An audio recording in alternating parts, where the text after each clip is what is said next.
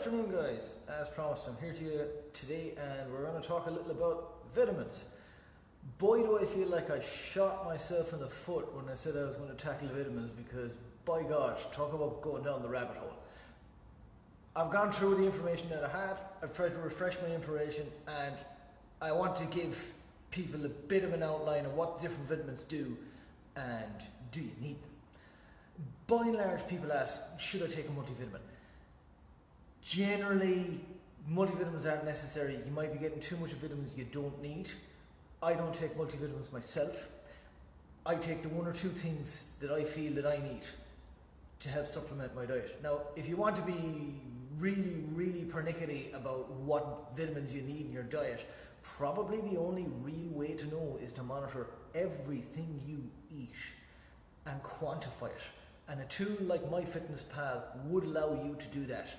I don't expect everyone to do that, but we're going to go through the main vitamins and talk about what are they supposed to do for us, what foods can we get them from, and what would be our RDA recommended daily allowance. So first one we're going to hit on is vitamin D. Important vitamin for us, particularly up here in this climate, because a lot of the times you get this from sunlight and it's a bit tricky to get from food, but you will get it from fatty fish and egg yolks, milk and juices. Very good for bone health, good for the immune system. It decreases our likelihood of getting sick. This is probably something that will be very good for a lot of Irish people to take during the winter. Well, probably everywhere where the sunlight gets less and you're not out as much. The RDA, the unit I was given usually was 600 IUs to 800 IUs, which translates as approximately 15 micrograms. When I go picking these off the shelf, I'll find out. I don't actually take vitamin D supplement myself at the moment, but after reading up, I probably should. Next one we're going to talk about is magnesium. Magnesium is very good for the central nervous system. It can help aid sleep, a lot of people have found. One of the things I found magnesium very useful that I've seen a lot in a strength and conditioning concept is when people get muscle cramps. Because magnesium does help the nervous system, if you take magnesium supplements, you might not get cramps. I used to get aggressive cramps when I was doing a lot of training, and by supplementing magnesium, that pretty much eliminated that. You can get magnesium from spinach, artichoke, beans, brown rice, nuts, and generally you want to be taking 300 milligrams per day is usually the dosage. I'll be honest, myself, I take a little bit more than that, and I found that out by, I took the 300 milligrams, it had an effect, but it wasn't what I needed. I took a little bit more, I had no more painful muscle cramps. So, there you go. Next one we'll go on about is vitamin C. This is where stuff starts to get funny. Anecdotally, you've probably always heard that vitamin C is good for your immune system. Well, the funny thing is, there's actually very little evidence to back that up. Most impressively, I found one nice study from 2013. They studied the results of 29 different studies over the last 70 years, and there was no real solid correlation between the cold having a shortened or quicker recovery cycle versus not taking vitamin C. They did, however, say that in certain circumstances of what they call severe physical exercise, they were talking about people doing Ironmans, people doing marathons, people doing long stage cycling, vitamin C did make a difference in those cases to some recovery. And also taking a huge amount of vitamin C will increase your chance of kidney stones. Now, I for one have not had kidney stones, but from watching Deadwood, I'm pretty sure I don't want them. Where would you normally get vitamin C? You're going to get it from your oranges, broccoli, well, oranges, any citrus fruit, but who eats any citrus fruit other than oranges? And broccoli, spinach and potatoes. The general RDA at the moment is 60 milligrams. There's a lot of different health authorities around the world looking to bring that up to 100. Now, definitely it's an important vitamin. It does help your immune system, but maybe don't go super aggressive on the dosage. It's when you get above 2,000 milligrams, it's been kind of shown to increase the likelihood of kidney stones. Next one we're going to talk about is calcium. As we remember when we were younger, good for healthy bones and healthy teeth. Another interesting fact about calcium, if you take it along with magnesium, it will improve the absorption of the magnesium. You get calcium from milk, cheese, yogurt, salty fish, broccoli, kale, nuts and bees. Now I am looking down at notes below me because I wrote a lot of information down. There's no way I'm going to be able to remember it and give it all back in a nice timely manner. RDA for magnesium is usually about 1,000 milligrams. Next one, zinc. Zinc has been shown to be low in older people and people under stress, so I guess that covers everybody.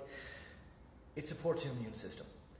Now, a very interesting fact about zinc is, whilst vitamin C has no solid evidence as to shortening recovery from a cold, zinc, however, does. And one of the reasons they say is that it seems to interfere with the replication of what's called the rhinovirus, which actually causes the common cold. So if you do have a cold, or if you think you're trying to avoid one, go out and get yourself some zinc. That's actually proven. And there was a 2011 review of studies that came across with that. They found that people in the group who took the zinc did recover quicker from shorter colds with less severe symptoms than people in the placebo group who did not take the zinc. So, interesting.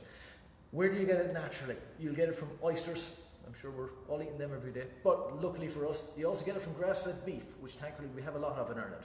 Spinach, organ meats. What are organ meats? Well, go eat some black pudding and some sausages. Might not be the best choice for weight loss, but you'll get some zinc. And brown rice. The RDA for that is between 5 and 10 milligrams. Okay? Next one we're going to roll on to is iron. Iron is necessary if you don't have enough of it. And I'll expand on that a little in a minute. Iron is good for, it supposedly helps increase energy, better brain function, it helps healthy red blood cells, it's essential at times of development, so particularly adolescence, or it has been shown sometimes with people at different times of their cycles, it can be beneficial, the iron can be low. You'll generally get it from red meat naturally. Now that I see it, I didn't have a very good opportunity to look for vegetarian samples of iron, so I'll have to go back to that, but if I remember correctly, there is a lot in leafy green veg. And your RDA on that is 18 milligrams. Now the little caveat I'll say about the iron is, again, this is where everyone's different. I myself, I'm a carrier for a condition called hemochromatosis, which is people who have a very high iron level in their blood. And people who have this condition, fully active, I suppose, I can't think of the correct terminology, the only way to actually get the iron out of the system is to get blood drawn every couple of weeks or months, depending on the severity. Now myself, have high iron and I'm not quite there, but it is something that I avoid taking iron supplements. I avoid taking foods that are going to be high in iron. I would also avoid vitamin C in general because that does increase iron absorption. Again, everyone's different. So that's another reason why multivitamins might not be the best choice for you. There's nearly no multivitamin I could find when I went looking that didn't have iron in it. Next one we're going to roll on to, a very important one. Not a vitamin, but very important supplement that we do believe highly in is omega-3 or fish oils. So what are the benefits of taking an omega-3 or a fish oil? Well, there's 3 big benefits that have been shown. The first one is the fat in your blood, your triglycerides. Fish oil supplements have been shown to lower elevated triglyceride levels. Having high levels of this blood fat puts you at risk for heart disease. Second nice benefit. People with rheumatoid arthritis, it has been shown that fish oil supplements will generally curb stiffness and joint pain. They can also boost the effectiveness of anti-inflammatory drugs such as ibuprofen or NSAID. And the third one is depression and mood. Some researchers have found that cultures that eat a lot of foods with high levels of omega-3s have lower levels of depression. Fish oil also seems to boost the effects of antidepressants and seems to help with the depressive symptoms of bipolar disorder. Now, I hope I'm not going to shoot myself in the foot with this, but I remember a few years ago a good friend of ours giving us actually a very interesting talk about, there were some studies on prison population on particular wards in America, and they found that a lot of the prisoners actually had chronic vitamin deficiencies. And when they actually went back, they obviously tested their blood, and when they went back and gave them the appropriate levels of vitamins, omega-3 was a very big one. they found massive differences in the mood and the temperament of the prisoners there. Now, I don't remember exactly which specific vitamin. I'm 90% sure it was omega-3s supplementation he was talking about, and I don't remember specifically where to get the survey, but I thought it was a very interesting fact at the time. So where would you normally get omega-3? You're going to get it from salmon, mackerel, tuna, sardines, the fatty fish, they usually call it. You usually want an RDA of 1 to 1.6 grams. There's a lot of people who say you can't have enough omega-3 or cod liver oil in your system.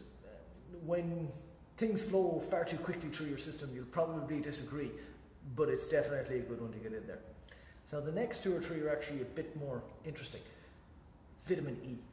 Now, vitamin E for a long time was actually popularized because it supposedly was good to protect against cancer. The funny thing is, there was a study there in 2011 where around 36,000 men, and they found the risk of prostate cancer was actually increased among men who took vitamin E as opposed to those who took a placebo. So that was interesting enough. Another 2005 study actually found people who took high dose of vitamin E. Now, I'll have to check in what is a high dose, with an overall higher risk of death. So if you're looking for more vitamin E, just supplement it from your food. You might not necessarily need to go popping vitamins for that. Next one is also interesting is vitamin B3, which is also called niacin. There was a study in 2014 of over 25,000 people, and they found that it generally put people with heart disease who were on long-acting doses of the pill did not reduce the incidence of heart attacks, strokes or death. So you could say, okay, look, that's even. It didn't make it worse and it didn't necessarily make it better. However, they also found the people in the study who took the B3 supplementation were more likely to develop infections, liver problems and internal bleeding than study participants who just took the placebo. So if it did nothing for actually benefit heart disease, but it affected other parts of your lifestyle, maybe it's something you don't need to take in huge quantities. And the last one I'm going to touch on, again, not strictly a vitamin, but kind of gets lumped in this category, is probiotics. I had a quick look there for a while and my suspicions were a little confirmed. It seems that the probiotic business is currently worth around $38 billion, and there doesn't seem to be any evidence whatsoever to demonstrate that it makes any significant measurable difference to the bacteria in your gut. Now, if you enjoy your probiotic, go ahead. It might be just healthier all round to have some yogurt or some cheese. And that's a nice general thing to go for. If you can get your vitamins and minerals from food, you're generally going to be far better off. These can be nice as a little band-aid at the end to just help you get the balanced diet, but it isn't really the best approach to just say, hey, I'm never going out in the sun anymore and I'm just going to chop back some vitamin D, which my girlfriend is probably going to make fun of me for that statement because I'm pretty much in that category. I do eat a lot of eggs though, but look, everyone's a little different. So that's kind of the nuts and bolts of the vitamins. I apologise, I tried to get through the information quickly. I have 5 clipboards out here in front of me because there was no way I was going to remember all that. So look guys, thanks again for zooming in, and hopefully we'll chat next week. If anyone has any questions on vitamins, don't be afraid to send me on a message. I know a good few people have sent messages back through the page that didn't want to put it on posts, and that's totally fine. Please continue to do that guys.